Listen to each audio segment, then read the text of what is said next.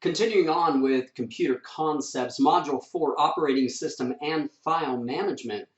This is part 3A. So part 3 has a lot of material in it. We're going to cover it in two parts. In this part, we're going to cover customizing the system software, customizing hardware using the system software, and then of course, managing desktop windows. So sorry, Mac folks, I'm going to try to include some Mac stuff in here as examples, but really we're focusing on Windows. And I realize you diehard Mac folks understand I run a PC and I run a Mac. Every other day I try to switch back and forth between the two platforms. So throughout this class, you're going to see some presentations that were done on Mac and me being productive on my Mac computer, okay? It just so happens, though, that still the worldwide market share of computing is Windows, thus we cover what is most popular. So things that we can do, to change default settings, of course, change the screen brightness. If you notice down in here in the left, I show a Mac and its touch bar, and we can change the brightness of the screen there. We can change volume, other things that we can do there. Adding desktop themes. So I give you a cool example here where this is a theme. Now, let's talk security and themes. Folks, if you're going to download themes, make sure you're downloading them from a reputable company, maybe even paying for the themes. People have done work for those. If you're getting free themes, the question I'm always asking is, what else am I getting? Am I getting some spyware? What else am I getting as it pertains to that? Now, up in the upper right, I show you Ubuntu and the idea of changing the screen resolution. So when producing the last portion of these videos, I had done them on a 4K, on a system that had a 4K video card.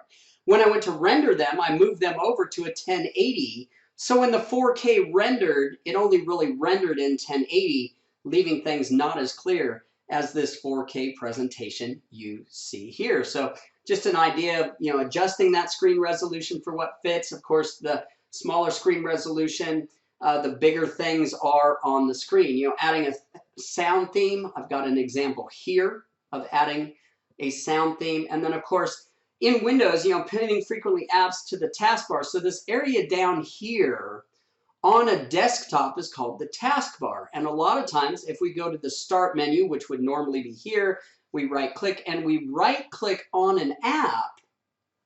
What happens is we get the opportunity to put it in the taskbar, and by putting it in the taskbar down below, it becomes a quick launch. We're not having to double click as if it was in the window.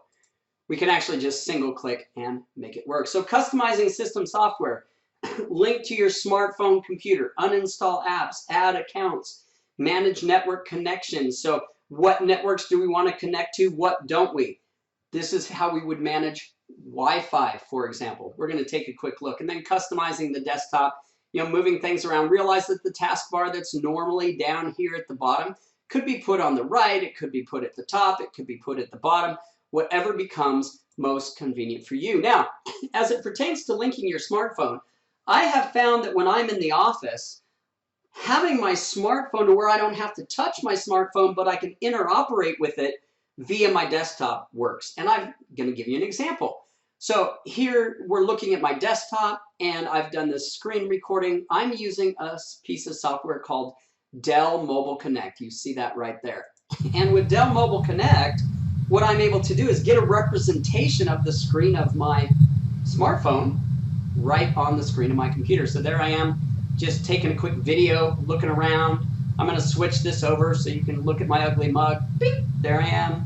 Aloha, hang loose. And then we go back. So, here are the apps that I'm using. I can get into messaging here. I can get into my phone, even make a call, if I had Bluetooth, right, from my computer. So I think that's pretty cool, and it's definitely helpful. Now, for general settings, okay, notice privacy, adjust privacy settings.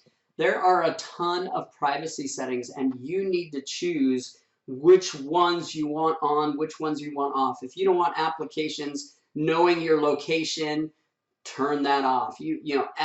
Activity history, turn it off if you're not wanting it on. A lot of this information is sent back to the manufacturer of the operating system so that they can make better operating systems. Let's be very clear. I'm not going to get into the whole, Big Brother thing, okay? Let's just leave that alone.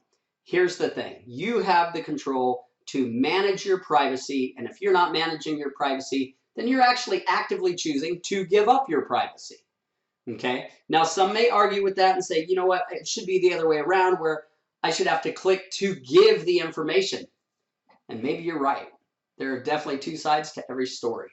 Customizing hardware, pointing device, switch. I've got another video for you here that I will walk you through. So again, we're on my desktop. I just went out, notice I typed mouse in the search bar. It brought up the mouse properties.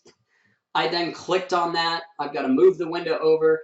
There I can adjust the mouse for which is the primary, left or right. So if I'm a lefty, I want the right to be my primary button. How many, if I'm using the scroll wheel, does it scroll multiple lines? Does it scroll pages? How many lines? There's the mouse, there's typing. Let me go ahead and click on typing here real quick.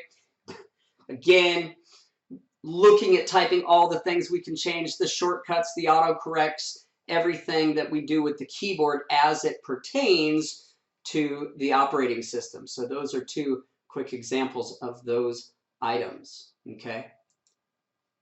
Now, moving on, common elements of Windows. I give you an example here.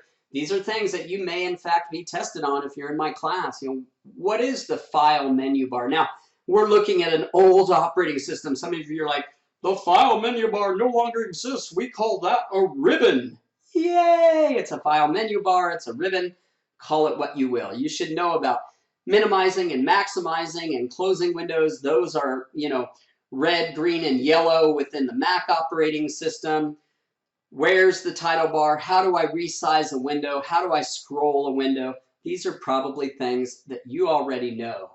And if not, here's an example I would suggest you go out, open a window, and try it. So other common elements of Windows, when we talk about multiple windows can be open at once and appear side by side. Now, realize that today, operating systems have gotten pretty advanced in that not only do we have our window, but like on our Android devices, we can have multiple screens with multiple windows.